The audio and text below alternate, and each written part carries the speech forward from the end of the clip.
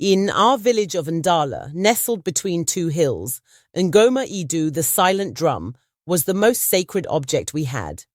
It was only played on rare occasions, when a chief was crowned, when an elder passed, or when the gods needed to be appeased. The only person allowed to touch it was Baba Kintu, the village drummer, an old man with hands as wise as his eyes. I was 12 when Baba Kintu noticed me. My name is Okeyo, son of Ndube the fisherman. I loved rhythms, tapping beats on water pots and tree trunks as I walked. My father wanted me to follow his trade, but my heart belonged to music. One evening, as the sun melted into the horizon, Baba Kintu called me over.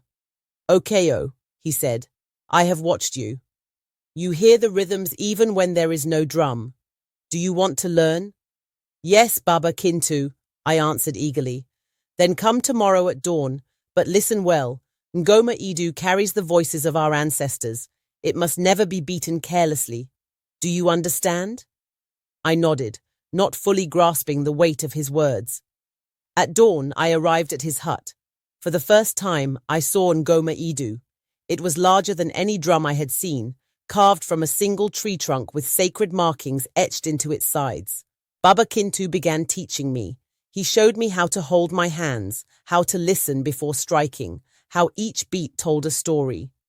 Days passed, and I grew better.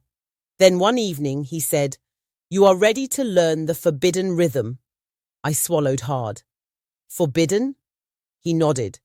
"It must never be played unless the village is in great danger. It calls the spirits, and once it is played, there is no turning back." I wanted to ask more, but something in his eyes told me to be silent. One night, just before the New Yam Festival, thieves raided the chief's granary, stealing the sacred yams meant for the gods. The elders were furious. That night I could not sleep. My fingers itched to play. I remembered the forbidden rhythm. In the dead of night, I crept to the village square. The air was still. The moon hung like a silver eye. I unwrapped Ngoma Idu, placed my hands on its skin and played. The sound echoed through the village, bouncing off the hills. The ground trembled. A strange wind rushed through the square. Dogs howled in their huts. Then from the darkness, I heard running feet. The thieves. They emerged, their faces twisted in terror, falling to their knees. "It wasn't us," they cried. Villagers poured from their huts. The chief arrived. The thieves, shaking, confessed everything. They swore something had haunted them, chasing them through their dreams. Baba Kintu looked at me, both angry and understanding. He turned to the chief. "The spirits have spoken," he said. That night, the stolen yams were returned. The elders decreed that I, Okeyo, would be the next village drummer, but Baba Kintu had one final lesson. "You played the forbidden rhythm without understanding its power. You were lucky tonight. But listen, Okeyo, and listen well.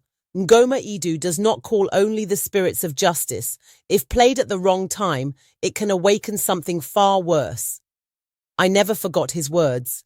And to this day, whenever I sit before Ngoma Idu, my hands remember that night. The night I learned that some drums are meant to be heard, but never played.